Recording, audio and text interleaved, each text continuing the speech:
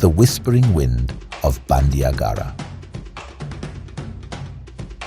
In the heart of Mali, where the sun painted the earth gold and the winds carried ancient secrets, there was a small Dogon village named Kundu. The people lived in harmony, farming millet, tending their animals, and weaving stories into the fabric of everyday life. The elders often said that the land spoke in whispers. If one listened closely, the wind would reveal its wisdom. Among the village children was a boy named Sibo. He was curious, restless, and eager to prove himself. He admired the older boys who went hunting, returning with small game and tales of bravery. But as the elders often reminded them, while some young men hunt for small game, wild animals are relatively scarce near villages. Sibo had never caught more than a lizard, but he longed for a hunt that would make the village speak his name with pride. One evening, as the sun dipped behind the distant cliffs, the village gathered around Nana Awa, the wisest elder. She sat on her woven mat, her face lined with years of wisdom, eyes closed as she listened to the evening wind.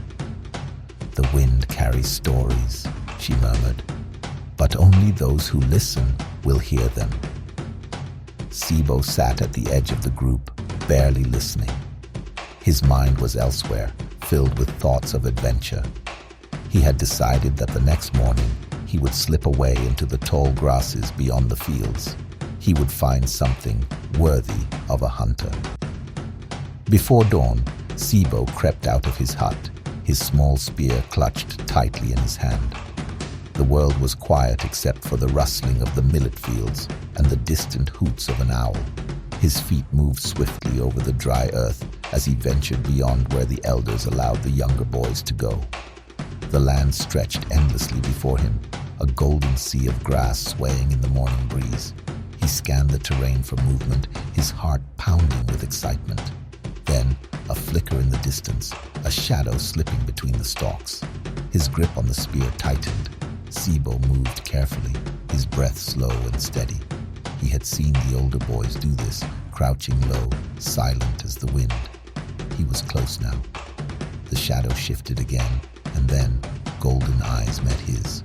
A lean, wiry jackal stood just a few paces ahead, its fur a mix of tawny brown and black. It stared at Sibo, ears twitching, tail still. It was not afraid. Sibo's heart pounded. This was his moment. He raised his spear, ready to strike. Then the wind shifted. A whisper carried through the grass, a sound beneath the rustling, a low growl behind him. A second jackal. His stomach clenched. He had been so focused on the one in front that he had not noticed the second creeping behind him. They hunted in pairs. Fear surged through him, but he forced himself to listen.